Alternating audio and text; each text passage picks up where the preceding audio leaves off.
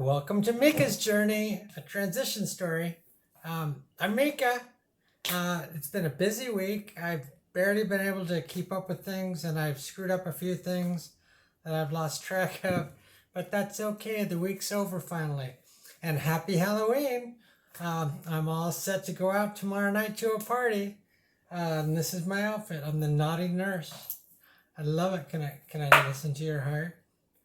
So yeah, cute little outfit. Um, so, electrolysis this week. Let's get right down to it. Electrolysis is going well, fewer and fewer hairs. And I had a laser appointment. I was actually a little surprised. I was trying to get out of it. I was just saying I don't have a lot of hair, but I had shaved. They hadn't gone after him. It was like, yeah, let's just go after this area off in here where it seems that you have quite a few that are coming in. And then after this, we'll just go for it with electrolysis. We'll pull them out that way. So we're just going to start attacking the face. So I got my wish there. Thank goodness. And that's going great. So now on to endo, the next part of what my Wednesday appointments. So I saw endo this week. And I have a lot of good news for myself. I went in expecting them to give me grief on the shot pattern, on future changes, to not just the frequency, but to the dose that I'm getting, going from the 50 to the 100. And then also about progesterone, switching off the spironolactone. And I got good news in both areas. That is both possible. So first thing we got to do is blood work. So I'm going to do that next week, because we're going to do that at the end of cycle. Or right now it's supposed to be mid-cycle. So technically, for the meantime, I don't know, maybe I won't. Maybe I'll just keep it where it's at. But I'm going to do this after I told them that I'm doing my shot Sunday, and so I'm going to do it Friday, and so it would be mid-cycle. But the whole point is that it's 5 days after my injection. So I'm going to get to see where I'm at there. And they told me that what they're shooting for is 1 to 200 at that point, which is a number I can kind of live with at the moment. It means my number is higher at the beginning, which is what I'm after. I'm after a higher number so that I can come down, and then after a week, inject back up instead of dropping all the way off to nothing, because that's what's going to happen with 2 weeks. I cannot do that. So I'm going to do what I'm doing. And because of the way they're testing me, we're going to know. So this is going to work out great. Everything's going to be fine for me, and I'm very happy for where I'm at with my treatments. So we're going to try to keep that going. And that was all great. So that's the good news from the week. Now I have to come to what amounts to bad news for me, or sad news. It's not so much bad. But a church security council, security conference, the past 2 days. And the first day was great. I was, welcome. Nobody said anything or did anything that would be considered rude. And I appreciated that. No matter what people might have been thinking, nobody said anything. But today it was a little different. So today the second speaker was talking about child sexual assaults. And he begins by talking about how, the Bible doesn't say love thy neighbor except for the gays or except for the Muslims or anything like that. It just says to love thy neighbor. There are things in there, we accept everyone. And he followed that up after a little bit talking about this, saying that there's no profile for a child assault perpetrator, to the people who would do that, to the pedophiles, I guess is the best word I can use right now. They can be anyone. But this is where it takes about halfway through. So he puts up an article that states that a transgender professor is trying to normalize the phrase um, a child. What is it? Let me think here. Someone who's attracted to a young person, a child attracted adult. What's now I'm having trouble with the word, but trying to instead of pedophile, which why am I having trouble with the word? But what got me is he highlighted the part this is transgender, and he pointed that out. This is a transgender male professor who's trying to normalize this statement about child attracted adults, I think is what it is. Something like that. So, but it almost sounded like it was more of a descriptive term that if you didn't know what it meant, you're going to be able to figure it out. But regardless of that, whatever it was, I was a little taken back by the fact that he was making such an impression of talking about this transgender man. But I just blew it off. It wasn't a big deal. But about 2 minutes later, as he's talking about people, he talks about a man transitioning to a woman and joining a swim team. And I'm just taken aback right away. What does this have to do with a child sexual assault? What does a transitioning person, that transitioning athlete from college that we've all been hearing about for the past year or so, what does that have to do with child sexual assaults? And then I was pissed. Then it really started to raise me. Why is he pointing these things out? He's now connecting the transgender community to pedophiles. Now, this is something that has been coming down for a while. People have been saying crap like this for a while, that if you're transgender, you're a pedophile, period.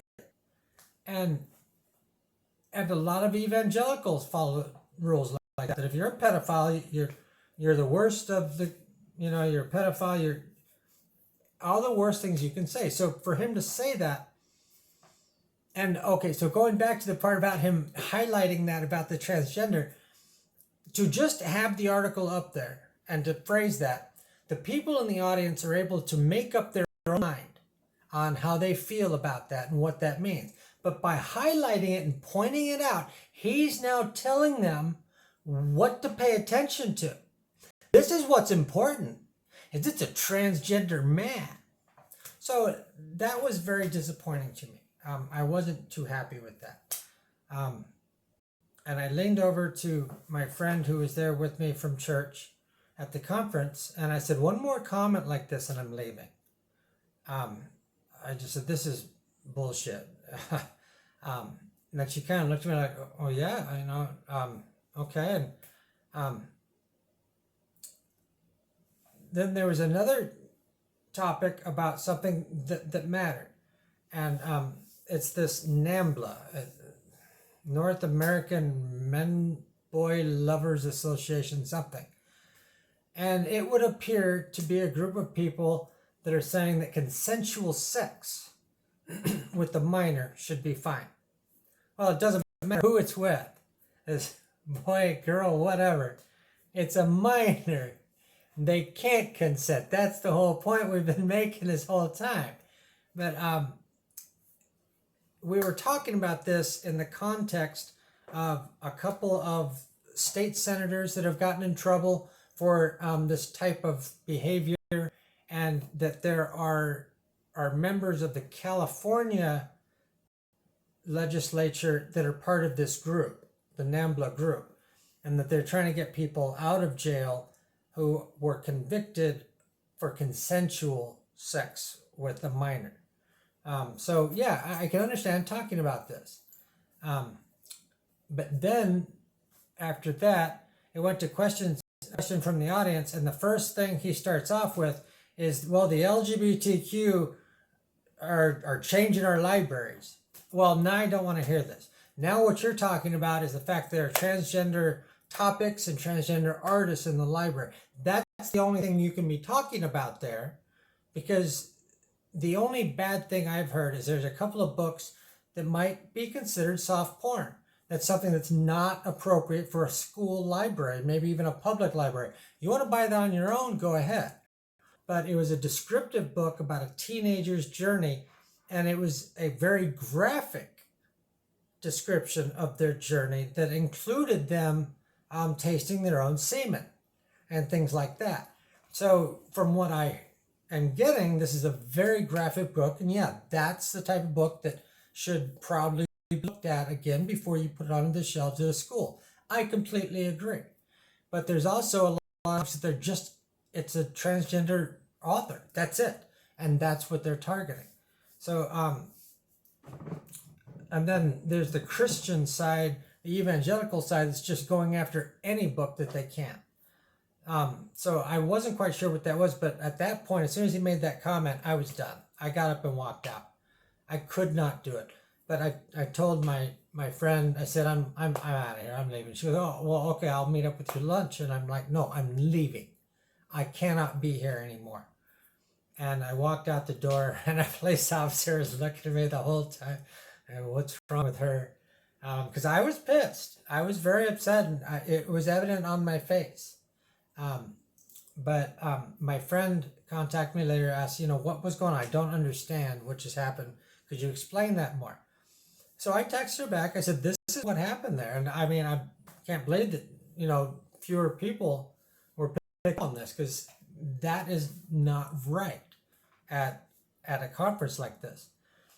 And I said, if you want to share this with the pastor there, I'm perfectly okay with that. I wish I had done that, because I had. Once I left, I thought I should have gone to one of the pastors that were out there in the hallway and told them, this is inappropriate. That's not right.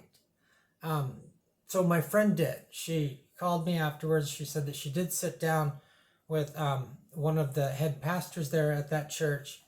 And I want to point out that this making the comment was wearing one of their shirts. He looked like he was one of their staff. Not sure, but I think he was. So yeah, I was I was very upset. I even took off my lanyard, threw that down. I'm going to throw some other stuff away from there too. I don't want anything that reminds me of that. But it was very upsetting that, that's the type of thing that I come across. It's very rare. But now the pastor, he said he was going to talk to the person who was doing that presentation, talking about what they did.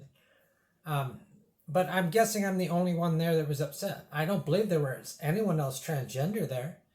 And of course, if they're gay and lesbian, they could very well just not be telling anyone. I don't know. And maybe they didn't care because they weren't the ones being called out. It can be disheartening at times, but I'm okay. I mean, I'm of good mental health, so it upset me, but I'm okay. I'm ready to just move on, because I'm not going back there ever. I don't need to. I'm done with that. But other than that, everything's going good. My girlfriend's moved in, so I've kind of had to do a change of location because all my stuff had to move. And so I kind of got set up here in this room. I think it'll work. This is where I'm going to do my makeup and stuff now. So it's perfect for this. That's where my light is. So I can set up right in front of it. And I just have to deal with the background. My Montana jersey, Starry Night. Put that in a more prominent position instead of right behind my head, huh? Okay. You don't need to see Joe. Okay.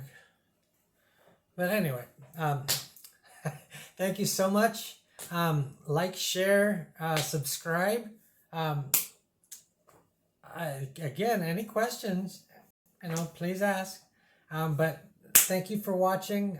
Thank you to all my subscribers that are out there. I'm not sure if I'm above 14 or not. I need to check it out again. But thank you and take care. Until next time, I'm Mika.